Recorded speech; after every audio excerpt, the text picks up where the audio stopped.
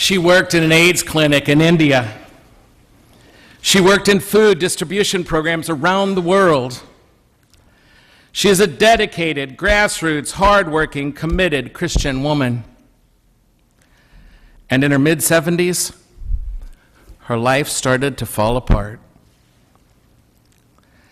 After 30 years of hard work, she had nothing left. She could not figure out how the long-term outcome of such a dedicated and committed life was only exhaustion, depletion. It just seemed unfair to her that God had not given her more of a blessing than that somehow. You can almost hear in there the echo of that older brother. I did everything right. I worked really, really hard for you. I never went off and spent your money foolishly.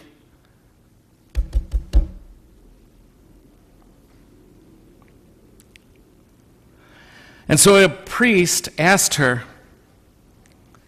what she fundamentally should have thought was going to happen if she was a Christian.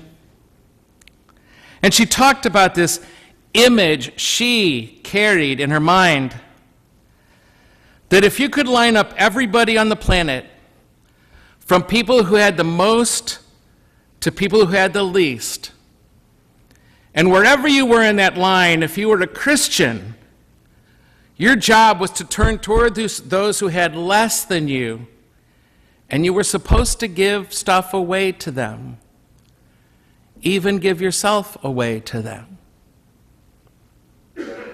That was the image she had of Christianity. A long line, those who had the most, those who had the least. And these always, their job was to turn towards those who had less and give them more. The fundamental dynamic of Christian living for her was giving, giving, giving. So the priest asked her, is there anybody in that line whose job, if they were Christian, is to receive? This completely stumped her. She sat there for some 5 or 6 minutes thinking about this. Then she said, you know, there has to be a last person in that line. And that person doesn't have anything to give away. So I guess their job is to receive. And the priest turns to her and says, right now, you are the last person in that line. You have nothing left to give. But you are the person most resistant to receiving of anybody I've ever met in my entire life. You see it as a failure spiritually to receive.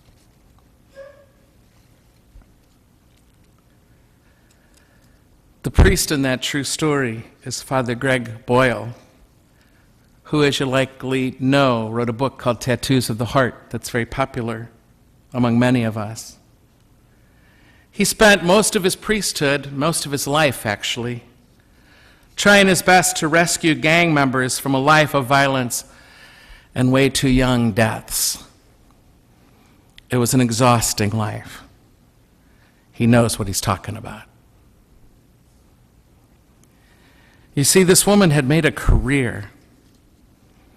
She made a lifetime out of giving without experiencing, of giving without experiencing at any significant level the dynamic of what it means to receive grace, to receive empowerment, to receive love. She had spent most of her life giving that stuff away, giving herself away. And what she got from all that was tired. That's what you get when that's all you do. Tired and depressed and cranky because it just seemed unfair to have given so much away and have gotten so little back now. That story struck a chord in me when I heard Greg tell it. She had been raised in Christian communities that did not have a sensibility about that, about true love involving a dynamic of giving and receiving. Giving and receiving. So many of those communities she had grown up in were all about trying harder, trying harder. Come on, you can do it. Just try harder. I am not exaggerating to say that I have heard 3 times today those words used in reference to another human being. If they would only try harder. Sometimes I worry that you could take all the sermons preached in America on any given Sunday and put them all into a big pot and boil it all down, and look what is left at the bottom, and all you would see left there at the bottom of that pot was 2 words: try harder. The Christian church in America runs the risk of that, of reducing the entire gospel to try harder. And we have not that much to say to those struggling with life's problems other than try harder. Are you sick and tired of abusing alcohol? Well then, try harder. Are you ashamed of being overweight and now sluggish and stiff? Well then, try harder. You're making bad choices? Well then, make better choices. Everyone who is addicted knows that those solutions are not solutions. They don't work. I have never met an alcoholic who has not made good choices already. Many times already, actually. They've decided not to use. I've never met anyone overweight who has not tried and tried and tried again to lose weight. And the problem is not that they don't make good choices. They have made good choices. The problem is, like for most all of us, the problem is those choices just don't stick sometime. The prodigal. The prodigal, for reasons not stated in that gospel story. For some reason or another, his life got really selfish. His life became entitled. People owed him this. His dad owed him this. It all became, his whole life became about his needs being met, his pleasures, his ego, his independence, about his need to play and not have to work. And when life could not meet those needs, and it never can, he declared his father dead. Dead to him. And he took 1/3 of everything his dad had, and he used it all up. So much so that he had nothing left. And he had to start paying for love, and paying for touch, and paying for beer to numb the pain, or wine in those days, or whatever it was. Paying for love, paying for it all, until he had nothing even left to pay. He was paying for his pleasures and his needs to be met, and hookups, random hookups. And his life ended up where all of our lives end up when we live for others' attention and applause and the satisfactions of our cravings. This prodigal was at the end of the line. He was at the end of that line when this story starts. Cleaning pigsties as a Jew. End of the line. Cut off from everybody, everything he's ever loved and treasured. It's a horrible way to end up. He was where that 70-year-old woman found herself for a very different reason. there at the bottom, there at the end of the line. And he begins to realize that no human being can ever quite do this for us, satisfy all this in us, really. No human being. And so as the story tells it, he comes to his senses, which is to say, he becomes aware there at the end of the line of the one thing he had left, the one thing he had left. Deep down inside, this still small spark of divinity, this ember of love itself, God, or more precisely, God's Spirit. He became aware of this empowering love that was still barely burning, but still burning inside of himself. And he begins to respond to it. There at the end of the line, he began to wake up to the divine love that was waiting for him all the time.